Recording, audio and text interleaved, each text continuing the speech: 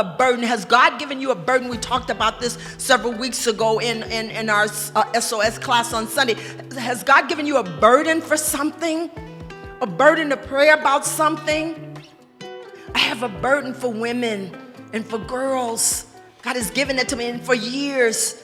Guys, everyone in here should have, I don't care what age you are, everyone should have a burden. And what I mean by that burden, that every single person should have something burning in their heart that God has called them to do that only they can do. There's some things that only God can do everything, but there are some things that God has created that you can do, that only you can do. What is it? I remember a time my godmother had told me I was struggling with some things, and she says, go and ask God to show you you. I was like, okay. She said, just go naked before him. And so just going into my prayer room, and I was so excited to get in there. I was a new believer. And she says, just ask him to show you you. So I fall down on my knees, and God, just show me me. Just show me me. I didn't know much. I was young in the faith. Then God began to talk to me about my father. I got so mad at God. I'm like, I didn't come in here for you to tell me about my father. I came in here so that you could tell me about me. And God said, I am telling you about you. But I had to go to God and then begin to ask God questions about him.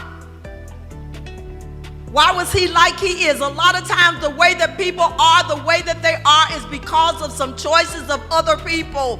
I was broken, disgusted, hurting. I was rejected, but it wasn't anything that I did. It was because of my father.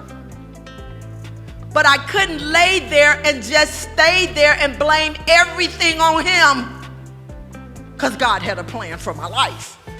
Let me tell you something. When God is working with us, he's working with us at a timetable. We were born at a certain time, and we're going to check out of here at a certain time. And in between that time, those dashes that some people talk about is what did you do with your life in between those times? God has a purpose for every person in this room, whether you are a teen or a senior.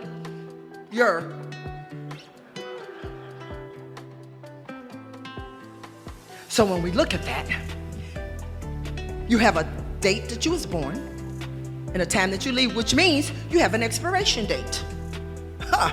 So I went, and I do this all the time, and somebody that's really close to me, I'd be teasing them about expiration dates on their food. So periodically, I go through my refrigerator, and I look at the expiration date on all the stuff. Now let me tell you something. The stuff still looks really good. I had something in there, and I was like, dang, I gotta throw this whole thing away because it looked really good. But guess what? It had expired, which means when it expired, that its purpose for what it was created to be wasn't good no more. As good as it looked, as good as you look, as good as I look, we have an expiration date. Number 2, this was big for me when the Holy Spirit gave this to me. I almost wept. Don't die wishing that you would have had more time. I don't want to die wishing that I had more time. I want to die and be like Paul. I have finished the race. I completed the assignment.